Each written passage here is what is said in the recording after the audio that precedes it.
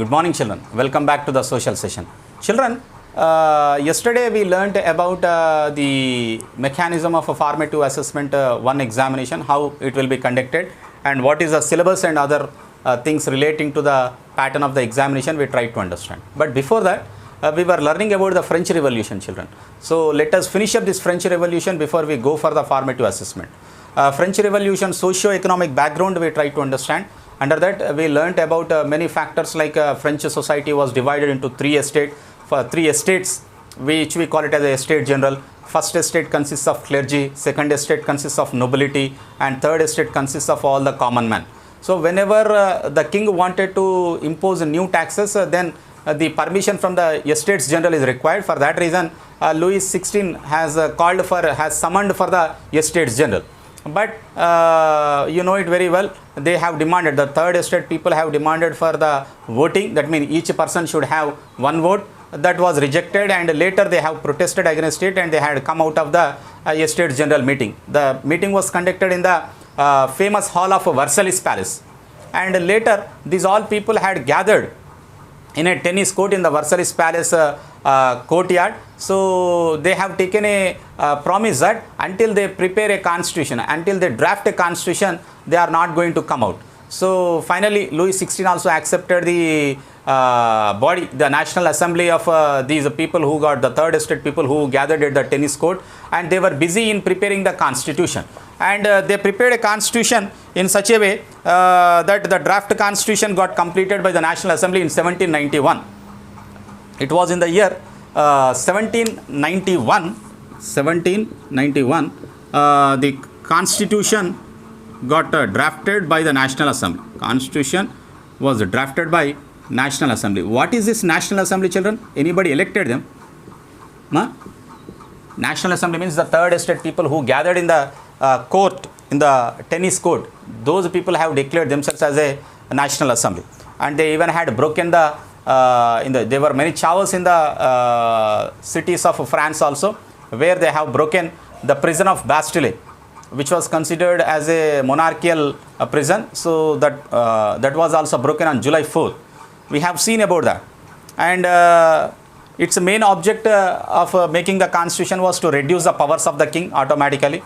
So now these powers were not in the hands of the one person, but they were now separated between the separated and given to different institutions. That means the legislature was included, the executive was included, and the judiciary was included. This made France a constitutional monarchy. That means there will be executive will be there, okay, legislature will be there, and judiciary will be there.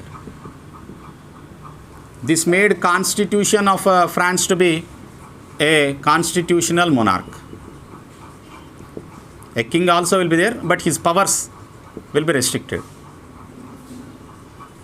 A constitutional monarchy. So the 1791 constitution, which has been drafted by the National Assembly, has made the France a constitutional monarch. And you know it very well, the National Assembly which was indirectly elected, but all the citizens did not have the right to vote. Only the active citizens had the right to vote. That means active citizens were men who are about 25 years of age, and only men, children, not women.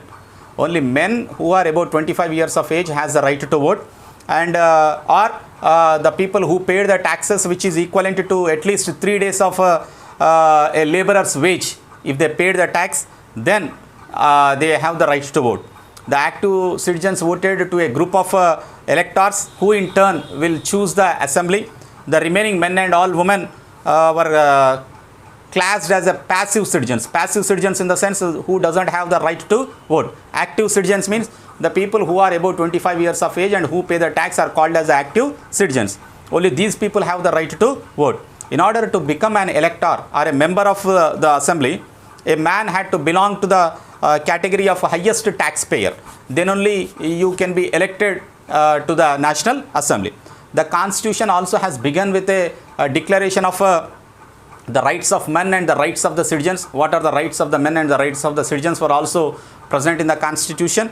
Rights such as right to life, right to speech, freedom of opinion, equality before the law, are considered as a natural and inalienable rights of all the people, and this means that the rights belong to each human being by birth and could not be taken away. Inalienable means that which the rights are given to each citizen without any discrimination. Right from his birth, they will have these all kinds of rights.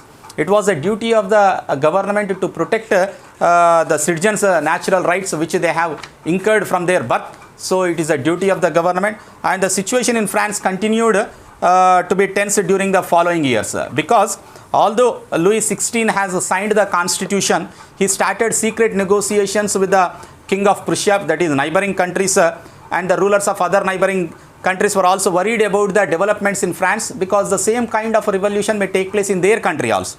So they wanted to suppress such kind of revolts in their country. So they made plans to send troops to France to stop the events that had been happening since the summer of 1789.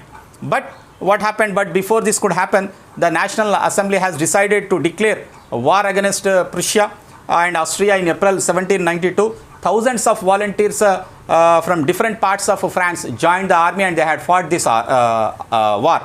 They felt that this was the war of the people against kings and aristocracies all over the world. So this is about the French Revolution, children. We'll see more about the French Revolution in the next class. Thank you, children.